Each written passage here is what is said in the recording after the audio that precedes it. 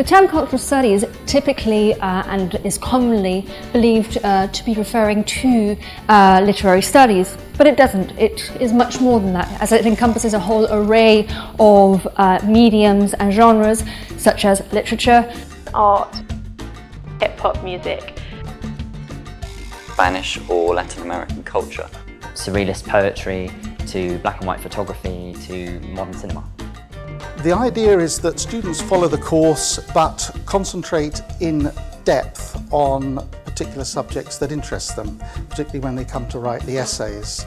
So they have the opportunity to really analyse in considerable depth really a particular film, novel, popular music of their choice.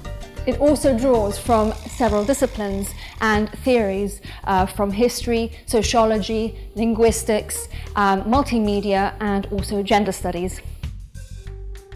From Latin America in particular, we've studied the text Crónica de una muerte anunciada, which is obviously a text from Latin America which explores kind of like literary tradition, if you like. So I really enjoyed looking at the novel El beso de la mujer araña, The Kiss of the Spider-Woman, and the film adaptation. Not only did it have a really immersive plot and it covered the themes of gender and sexuality and reality versus fantasy, which are probably my two favourite films. A big surprise for me was studying Latina hip-hop in this fourth year module, specifically the rapper Angie Martinez, who was a Puerto Rican rapper in New York, and we studied her lyrics in particular, looking at links between gender and racial identity. In terms of paintings, we've studied the work of Dalí, kind of the history that he portrays in his paintings. When we studied Galindo's performance art, it was quite clear that there was a historical context behind her art. It was a protest against the civil war in Guatemala and the treatment of the people by the government. One particular highlight for me, because I'm really into film studies, has been studying the work of Pedro Almodovar, who's a Spanish film director. In first year in reading culture, we looked at his film Dark Habits. In second year, we looked at La Flor de mi Secreto and looked at whether it could be considered high or mass culture.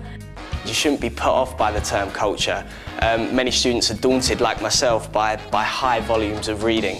And it's a little bit of a relief to know that you can study literature in a module like this, but at the same time have the variety of a film every now and then, or a painting that you can study at the same time. I would say that you should take cultural studies modules if you like lively debates, if you like sharing your opinions, and you're open to studying an exciting range of different Hispanic texts. I think other students should take these modules, as there's definitely a lot to gain in these courses. You can definitely open your mind to all aspects of language learning. I would say that if you're looking to find a varied, eclectic and engaging approach to your language learning, then definitely choose cultural studies.